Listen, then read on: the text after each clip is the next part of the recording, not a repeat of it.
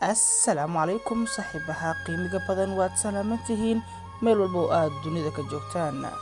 janaalka aad nagala socotaan waa Saadaq Simba Official. haddii ay tahay markii kugu horeysay ee aad soo booqato janaalka, waxaan si xushmad leh kaaga codsanaynaa in aad subscribe noo saarto, sidoo kale ha ka hilmaamin like. kusoo dhawaada qisa jacayl oo la magac baxday guuldaro jacayl qaybteedii labaad. qaybteedii koowaad sida aan wada ognahay intii la socotay way la socotay, inta aan la soconin waxaan rajeynayaa in ay la socon doonaan. haatan waxaan gudaha uga jirnaa qaybteedii labaad ee qisadii la magac baxday guuldaro jacayl. qisada qaybtii koowaad waxay ku soo idlaatay mucaashaq Fuaad Yare oo ku dhahday Fartuun, qoftii uu jeclaa, ku dhahday aniga waxaan jeclahay in aan mar uun guursan doono. haatan wuxuu leeyahay Fuaad, markii ay hadalkaas igu dhahday Fartuun, aniga qalbiga ayaan ka farxay, waxaana niyadda gashtay maadaama ay jeceshahay in ay mar uun guursato. haddii aad u sheegato jaceylkaaga waxaa laga yaabaa in ay ka aqbasho. waxaana go'aansaday in aan jaceylkayga u sheegto una soo bandhigto. waxaan ku dhahay maalin anagoo wada kaftamayna misana sheekaysanayna sidii horeba aan uga sheekaysan jirnay barta ay bulshada ku kulanto ee social media gaar ahaan WhatsApp-ka, ayaa waxaan ku dhahay abaayo, waxaan rabaa in aan wax kuu sheego, ma ii ogolaan kartaa in aan kuu sheego? waxay dhahday Fartuun, maxaad diidayaa? soo daa. waxaan ku dhahay waxaan doonayaa in aan kala hadlo arrin muhiim ah oo qaas ah. waxay dhahday waad ii sheegi kartaa haddaba. waxaan ku dhahay abaayo, aniga waan kaa helay oo aan ku jeclaaday. runtii waxaa tahay gabar aad u dabeecad wanaagsan, misana codkeeda uu saaid u macaan badan yahay.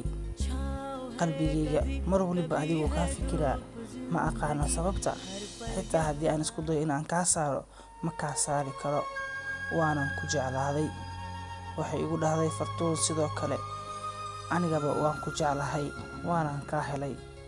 waxaan ka helay codkaaga iyo qaabka degan ee aad ila hadashid. aniga waan farxay. Fuaad wuxuu leeyahay waxaan u farxay si aan caadi ahayn, maxaa yeelay waxay ahayd markii ugu horeysay ee jaceylkayga u soo bandhigto, wayna iga aqbashay. wixii aan wax badan wada socnoba jaceylkeenina uu sii socdo, waxaa dhacday in aan isweyno, misana ayada aan waayo nambarkeeda, xitaa aan waayo meel aan kala xiriiro. aniga waa aan yaabay, maxaa yeelay waxaana dhex maray xiriir jacayl oo aan caadi ahayn. aniga oo dhan waxaan kusoo koobmay murugo iyo fikir. waxaan gaaray heer aan xitaa asxaabteyda ka dhex baxo, kubaddii aan ciyaari jiray iska daayo, wax walba oo aan qaban jiray aan ka dhex baxo. aniga dhan waxaan noqday dismoraal, xitaa heer waxaan gaaray fikir dartiis madaxa u ii xanuuno. waxaan kala maqleen aniga ayada muddo ku dhow 8 bilood. 8daas bilood oo aan kala maqleen, Fuaad wuxuu leeyahay xitaa hurdo fiican maanan seexanin.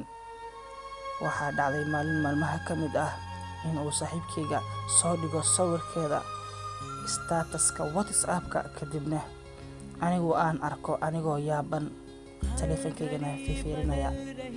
kadib waxaan weydiiyey saaxiibkay oona ku dhahay, aniga qoftaan waa aan aqaanaa, adigana aqoon miyaad u leedahay? wuxuu igu dhahay haa, aqoon ayaan u leeyahay.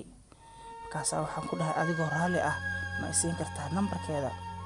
wuxuu igu dhahay saaxiibkaygii maya kuma siin karo, waayo waxay iga codsatay in aan nambarkeeda qofna siinin. waxaan ku dhahay haddii ay sidaas tahay dhib ma lahana iska daa. anigoo niyad jabsan, aanan aqoonin meel aan ka keeno nambarkeeda, ayaa waxaan galay Facebook-ga, mise waxaana ku arkay ayadoo igu soo darsatay mar hore, weli waqti hore. waan aqbalay. kadib waxay ii soo qortay qoraalkaasoo ah assalaamu calaykum, waan ku salaamay aboobe Fuaad, nambarkaaga wuu iga baxay, waana raadinayay in muddo ah. anigana sidoo kale taleefankayga aan isticmaalayay nambarka wuu iga lumay. aad ayaan kugu warwaray ayay ii soo qortay, waanan kuu xiisay. qalbiga ayaa i qaboobay, waxaad moodaa inuu iga degay culays aan innaba caadi ahayn. wallaahi waxaan dhihi karaa waxay ahayd maalinkii iigu farxadda badneed ee ay soo noqoto. la soco qaybteeda saddexaad qisada jacayl ee